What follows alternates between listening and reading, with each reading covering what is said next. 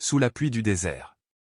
Entre Gallup et Flagstaff, sous un orage de désert, un camionneur appuya brutalement sur les freins.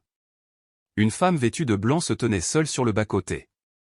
Au même instant, sa radio, morte depuis des heures, se ralluma d'un souffle et murmura « Ave Maria ». Il ne le savait pas encore, mais cet arrêt sauverait la vie de son fils. La nuit d'Arizona grondait. Février soufflait son vent glacé sur le plateau, poussant des murs de pluie à travers les étendues rocailleuses.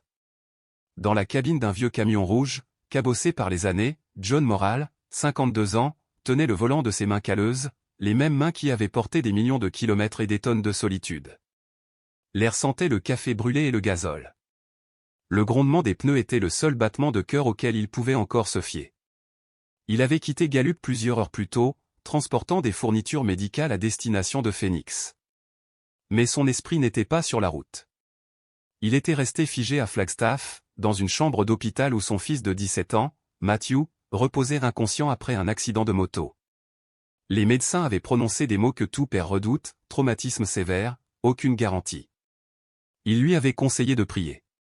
Mais John ne priait plus depuis longtemps. Il avait vu sa mère mourir en serrant un chapelet dont les mots semblaient se perdre dans un ciel vide. Sa femme l'avait quitté peu après, incapable de vivre avec un homme qui ne croyait plus à rien. Entre les funérailles et les routes de fret, John avait remplacé la messe par les talk-shows du soir, la foi par le silence. Le désert hurlait contre son pare-brise, pluie et vent cognant comme une bête furieuse. Les essuie-glaces grincèrent, se moquant presque de lui. La route miroitait, noire et infinie.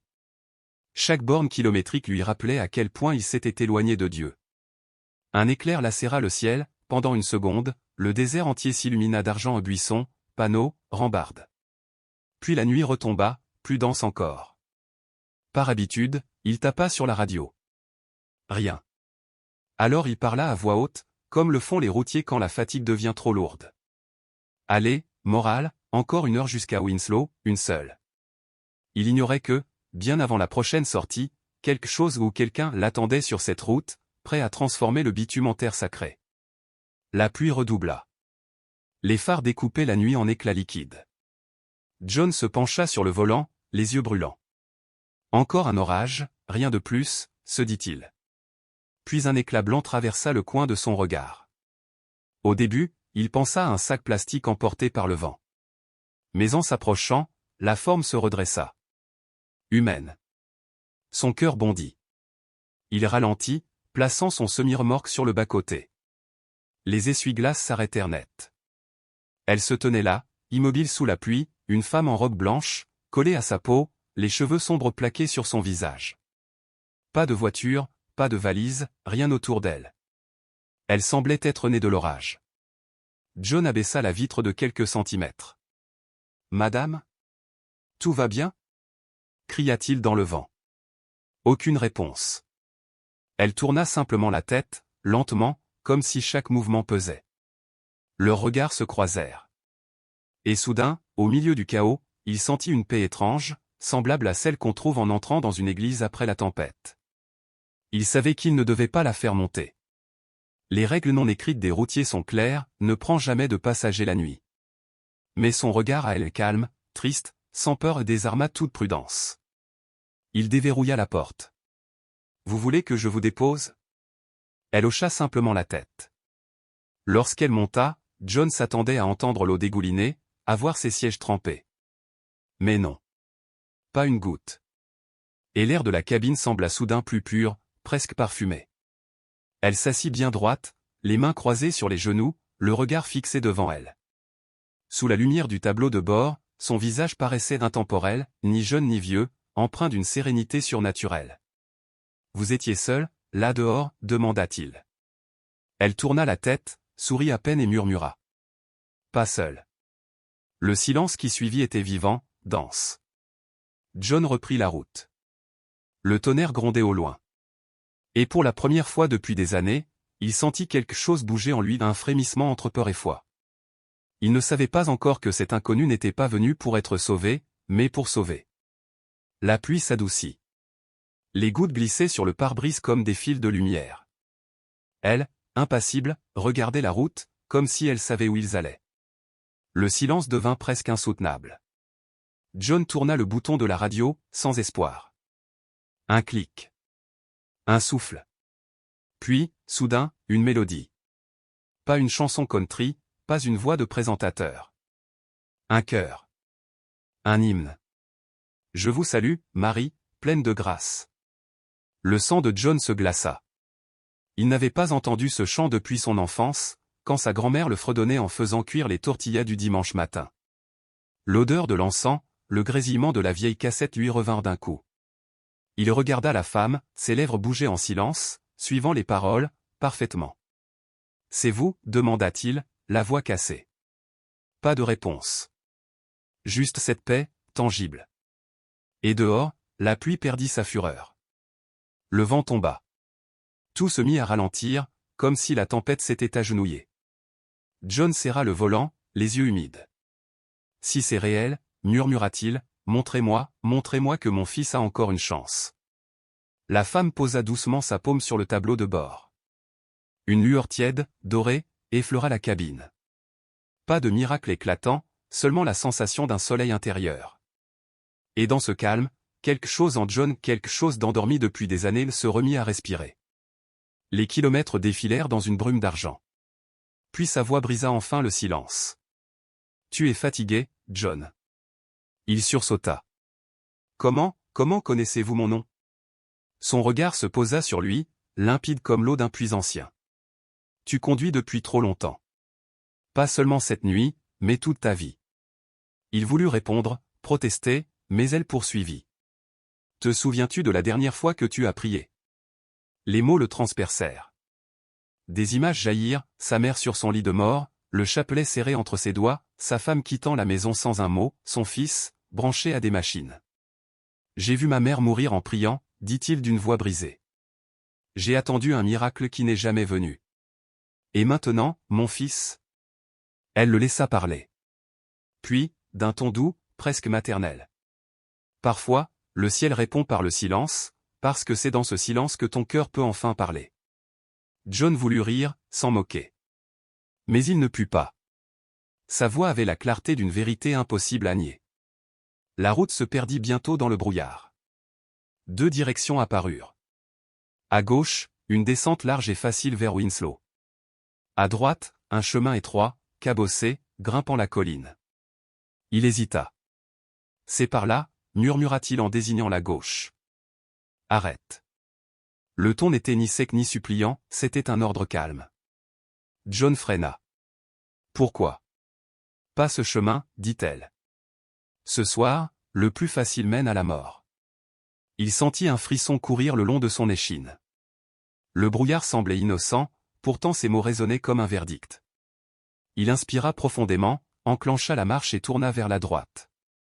Quelques minutes plus tard, un grondement monta derrière eux, d'abord lointain, puis terrifiant. Il jeta un coup d'œil dans le rétroviseur. La route qu'ils avaient évitée venait de s'effondrer dans un gouffre de boue et de rochers.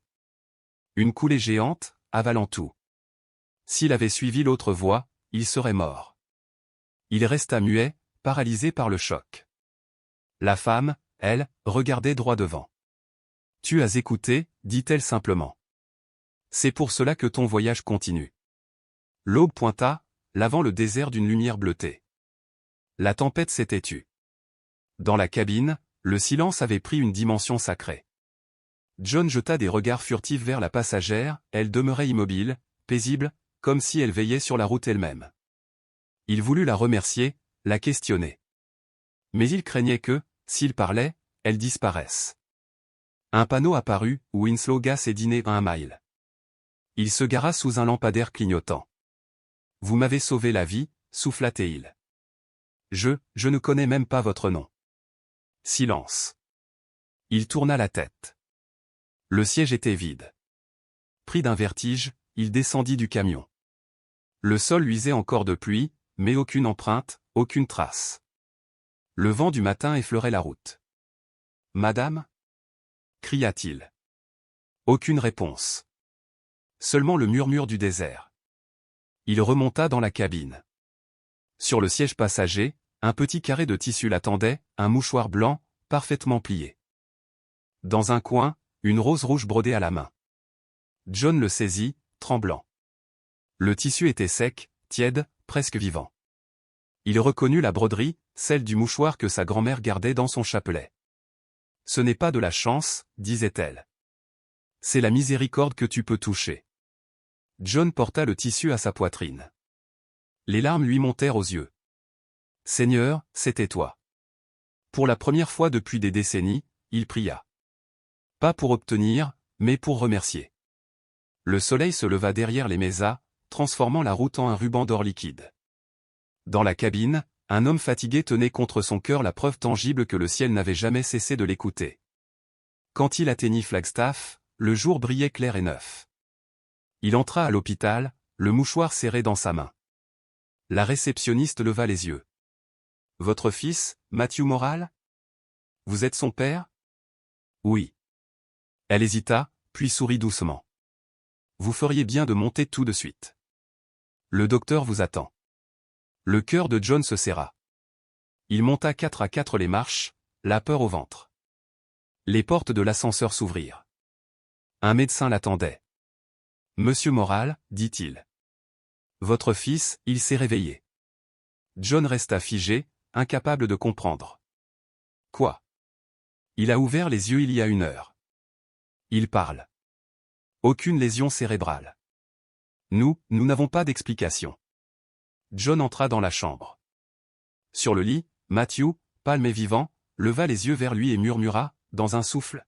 « Papa. » Alors, au milieu des machines et de la lumière blanche, John sut que la route qu'il avait parcourue cette nuit-là n'était pas seulement celle d'un désert battu par la pluie. C'était le chemin du retour vers la foi. Et dans sa main, le mouchoir blanc brillait comme une promesse tenue. La dame en blanc. John traversa la chambre en 2 enjambées, saisit la main de son fils et y posa son front, le cœur battant à rompre. « Je suis là, mon garçon. Je suis là. » La voix de Matthew n'était qu'un souffle. « Elle m'a dit que tu viendrais. » John releva la tête, bouleversé. « Qui donc ? » La dame en blanc, murmura le garçon. Elle s'est assise près de moi, a posé sa main sur mon front. Elle a dit, « Ton père ramène la foi à la maison. Tu peux te réveiller maintenant. » Puis elle est partie. Les larmes de John coulèrent sans retenue. Il plongea la main dans sa poche, en sortit un mouchoir blanc et le glissa doucement dans la paume de son fils. « C'était à elle ?» demanda Matthew. John sourit à travers ses larmes. « Non, mon fils. Il est à nous, maintenant. » Et pour la première fois depuis des années, père et fils prièrent ensemble. Non plus par peur, mais dans la gratitude. Dehors, le soleil se levait sur les sommets enneigés de l'Arizona, versant de l'or sur la neige. Dans la chambre 212, 2 cœurs s'éveillaient enfin. 2 jours plus tard, lorsque Matthew fut transféré hors des soins intensifs, John s'assit seul dans la petite chapelle de l'hôpital. La pièce était simple, mur beige, un crucifix de bois, une unique bougie tremblotante près de l'autel. Le silence l'enveloppait, dense et apaisant à la fois. Il ne comprenait toujours pas ce qui s'était passé, la tempête, la femme, la route effondrée. Mais il savait ce qu'il avait vu, ce qu'il avait ressenti, et surtout, ce qu'il avait lu dans les yeux de son fils quand celui-ci s'était éveillé. À côté de lui, sur le banc, reposait le mouchoir blanc, soigneusement plié comme une relique. Il en effleura la rose brodée du bout du pouce, rugueux de travail, et murmura. « Pourquoi moi, Seigneur ?» Aucune voix ne répondit. Aucun éclair ne traversa la pièce.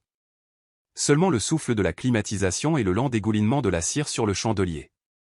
Mais ce silence-là n'était plus vide. Il était plein. Quand Matthew fut enfin assez fort pour dormir toute une nuit, John remonta dans son vieux camion. Pas pour le travail, cette fois. Il mit le cap vers l'est, direction Gallup, au Nouveau-Mexique, sa ville natale. Il n'y avait pas remis les pieds depuis l'enterrement de sa mère. Des heures plus tard, il gara son poids lourd sur le parking craquelé de la paroisse Saint-Joseph, petite église d'adobe sous le ciel bleu du désert. La même où sa grand-mère l'emmenait enfant, chaque dimanche. Il resta là, debout, face aux portes de bois, la gorge serrée. Une partie de lui voulait repartir, fuir les souvenirs. Mais quelque chose, peut-être la même main invisible qui l'avait guidé à travers la brume, le poussa en avant. À l'intérieur, l'air sentait la cire et le bois ancien. Les vitraux coloraient les bandes rouges et d'or.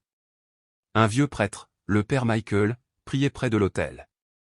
Entendant les pas, il leva la tête et son visage s'illumina d'un sourire. John Morral. Cela fait si longtemps. Trop longtemps, mon père, répondit John, la voix tremblante. Ils s'assirent au premier rang, baignés d'une lumière douce. John raconta tout, la tempête, la femme sur la route, le glissement de terrain, la guérison de son fils. Le prêtre écouta sans un mot, les yeux clos, les mains jointes comme devant une confession. Quand le récit prit fin, le père Michael prit le mouchoir, examina la rose brodée et dit doucement. Autrefois, les routiers portaient une médaille de Notre-Dame des routes. Une mère qui veille sur ceux qui traversent les tempêtes. Elle t'a trouvé sur ton trajet, John. Parfois, la grâce ne nous attend pas à l'église, elle nous rejoint là où nous nous brisons. Les épaules de John s'affaissèrent. Les larmes ruisselèrent librement. Je crois que je suis resté loin trop longtemps. Le prêtre posa une main bienveillante sur son épaule. Alors laisse cette route te ramener chez toi. Et pour la première fois depuis des décennies, John s'agenouilla devant l'autel de son enfance et murmura un simple mot. Merci. Le lendemain matin, la lumière du soleil traversait les vitraux de Saint-Joseph, peignant les bancs de flammes tranquilles. John se tenait près du confessionnal, les mains tremblantes non de peur, mais sous le poids du retour. Il n'était plus entré dans cette cabine depuis l'adolescence. À l'époque, ses fautes étaient innocentes, un chewing-gum volé, une messe manquée, un juron. Mais aujourd'hui, elles pesaient lourd, des années de silence, de colère, d'incrédulité. Quand le rideau s'ouvrit, la voix familière du père Michael s'éleva. « Parle, mon fils. » « Cela fait 30 ans, mon père, » murmura John. Alors il parla. Longtemps. De la perte de sa mère, de l'amertume qui avait suivi, des années passées à courir après l'argent et les kilomètres plutôt qu'après le sens, de l'éloignement de sa femme, des nuits solitaires sur les parkings, mangeant froid, persuadé que la foi était pour les autres. Puis il raconta la nuit sur l'île 40, la tempête, la femme, le mouchoir et le miracle du réveil de son fils. Un long silence suivit. Enfin, le prêtre dit doucement. La miséricorde n'efface pas le passé, John. Elle le rachète. Tu roulais depuis longtemps sur la route de la confession. Ce soir, tu es simplement arrivé à la chapelle. Les mots d'absolution tombèrent comme une pluie tiède. Ils ne sonnaient pas comme un rite. Ils sonnaient comme une délivrance. Les jours suivants, John revint à la messe. Lorsqu'il reçut la communion, ses yeux se remplirent de larmes. Le goût de l'hostie n'était pas celui du pain. C'était celui du retour. Les semaines passèrent. Son changement ne fut pas spectaculaire. Il fut vrai, discret, profond. Il cessa de jurer dans la circulation. Il se remit à appeler ses vieux amis. À chaque repas, même dans les stations-service, il inclinait brièvement la tête avant de manger. Ce geste d'abord maladroit devint naturel. Sur le tableau de bord de son camion rouge, il plaça une petite médaille de Notre-Dame des routes, juste à côté du mouchoir blanc. Chaque matin, le métal captait la lumière du soleil comme une flamme tranquille. Quand le poids de la culpabilité revenait, il regardait ces deux objets, le métal et la toile, et murmurait. Toujours là. Toujours sur la route. Matthew, lui, guérissait lentement. Son rire retrouva sa clarté, empreint de gratitude. Le soir, père et fils priaient ensemble, redécouvrant le langage du ciel. Et John comprit, les miracles ne se produisent pas une seule fois. Ils se renouvellent chaque fois qu'on choisit la foi plutôt que la peur, la route difficile plutôt que la fuite. Le printemps peignit le désert de fleurs sauvages. John reprit le volant. Mais la route n'était plus la même. Elle n'était plus vide. Le mouchoir et la médaille brillaient côte à côte sur le tableau de bord. Quand le soleil frappait juste, la rose rouge semblait vivante. Un soir, dans une station-service près de Barstow, un autre camionneur remarqua la médaille et ricana. « Alors, t'es devenu religieux, toi ?» John sourit. « Non, je suis juste un type qui a failli mourir et qu'une femme inexplicable a sauvé. » Il raconta la tempête, la brume, la guérison de son fils. L'homme resta muet, puis murmura. « Ma fille est malade. Tu prierais pour elle ?» John sortit de sa poche un mouchoir blanc, brodé d'une rose maladroite qu'il avait cousue lui-même. Il le tendit au routier. « Elle écoute, dit-il doucement. Même sur la route. » La rumeur se répandit. Les camionneurs l'appelèrent le type au mouchoir miracle. Une vidéo filmée lors d'une retraite à Santa Fe fit le tour du pays. Des messages affluèrent d'Ohio, du Texas, du Montana, du Brésil, des Philippines. Votre histoire m'a ramené à la confession. Je garde un mouchoir dans ma voiture maintenant. Il me rappelle que je ne suis pas seul. Mon père était routier. Je crois qu'elle roule avec lui aussi. John n'en revenait pas. Lui qui pensait que plus personne ne voulait entendre parler de foi, découvrait que des inconnus retrouvaient l'espérance à travers son histoire. Il commença à garder une boîte de mouchoirs propres dans sa cabine, chacun brodé d'une rose rouge. Il les offrait à ceux qui en avaient besoin, des hommes aux bras tatoués, fatigués du bitume, qui les serraient comme des amulettes. Certains pleuraient, d'autres priaient, d'autres encore disaient simplement « merci ». John ne demandait jamais rien. Il répétait toujours la même phrase.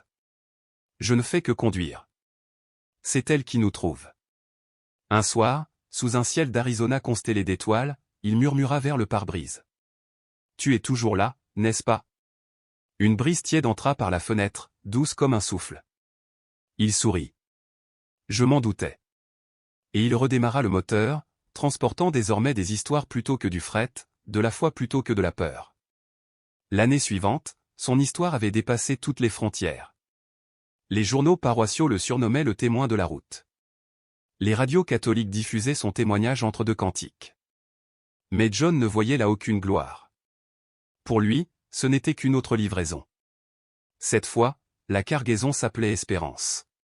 Quand le diocèse de San Antonio l'invita à témoigner sur la place de la cathédrale San Fernando, il hésita.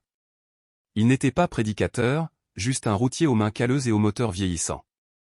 Mais le père Michael insista. Alors il y alla. Ce matin-là, la place était pleine. Routiers, familles, étudiants, anciens combattants. Certains tenaient un chapelet, d'autres agitaient des mouchoirs blancs ornés de roses rouges, symbole silencieux de la miséricorde sur la route. John attendit dans les coulisses, le cœur battant. Quand l'évêque lui fit signe, il s'avança. « Je ne suis pas un orateur, dit-il d'une voix tremblante. Je suis juste un homme qui croyait que la foi était pour les autres. » Puis il raconta tout. La tempête, la femme, la route coupée, le miracle de Flagstaff. Ces mots coulaient lentement, solides comme des engrenages sur une montée. Quand il eut fini, le silence tomba. Profond. Sacré. Des gens pleuraient, certains s'agenouillaient, d'autres pressaient leurs mouchoirs contre leur cœur. L'évêque monta sur scène, le serra dans ses bras et dit au micro. « Frères et sœurs, voici ce à quoi ressemble la grâce quand elle vous trouve sur la route. » Ainsi naquit un mouvement, les enfants de Marie du chemin. Ce qui n'était d'abord que quelques routiers priant sur les aires de repos devint bientôt des rassemblements mensuels dans des paroisses et des chapelles de bord de route. Chacun repartait avec un mouchoir blanc brodé d'une rose rouge. Pas une relique, mais un rappel, même sur l'asphalte de la solitude, une mère veille encore sur ses enfants. À Gallup, le père Michael plaça un mouchoir sur un banc de l'église Saint-Joseph, avec ces mots brodés dessous. Pour les voyageurs et les égarés, vous n'êtes jamais seuls. Chaque fois que John passait en ville, il s'arrêtait là, s'asseyait en silence, déposait une rose blanche au pied de l'autel. Et chaque voyage le ramenait à ce tronçon de route près du Mogollon-Rim, là où tout avait commencé.